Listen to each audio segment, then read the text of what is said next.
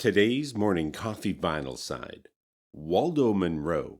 Waldo Thumbs Munro goes honky tonkin, circa 1957.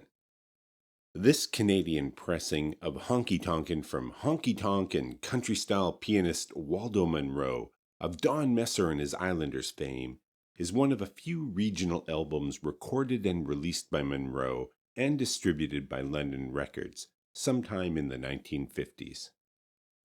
If you remember Don Messer and his Islanders from their last appearances on Morning Coffee Vinyl Side, and for our new YouTube audience, those appearances can be found on our Instagram account, you'll recall that they were more of an Eastern Canadian fiddle-centric band, playing what we called fiddle ditties. Their success in the 50s was such that the doors of possibility were open to members of the band, and their pianist, Waldo Munro, who joined the band in 1951 at the tender age of 21, jumped at the opportunity to establish himself as a honky tonk solo artist and personality as a side hustle. Now, we've had lots of honky tonk artists and albums pass through Morning Coffee Vinyl Side. Del Wood, Fingers Carr, and others, proving that in the 50s there was a honky tonk resurgence, in parallel both with Dixie and ragtime, and possibly serving as a bridge between those and country music. Just some food for thought. And I have to say, it's just not my favorite genre. Accenting the 1 and 3 as opposed to the backbeat, honky tonk is plodding and repetitive. And it's hard to listen to a whole album of that repetitive plonking without asking life's big questions like, is there a God? Is suffering a consequence? How do little kids lose their shoes? But I kinda get it. Young Waldo, shaking off the Messer shackles and stepping into the spotlight on his own. This was his chance at mailbox money.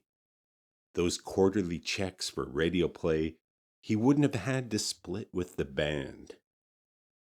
It was also his chance to break away from the Messer audience and find a little strange. Now, was that some sort of coded innuendo? It sure was. Honky Tonk was sure to attract a whole new audience of ladies relative to the fiddle ditty set he was used to.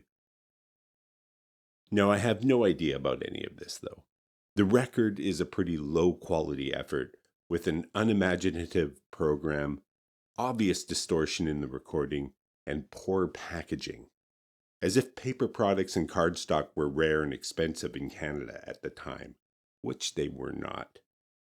London Records and Rodeo, the label that recorded, manufactured, and distributed this, were just cheap. Now would be the opportune time to make a witty quip about Waldo with some sort of Where's Waldo cultural reference that would be oh so funny. But I'm not gonna do it. It's Saturday and I've got stuff to do. But I would like to send a special thank you to the United Parcel Service, UPS, for wasting 2 days of my time while I waited for a parcel that did not deliver, throwing my whole work schedule into disarray and blowing the weekend. Thanks, guys.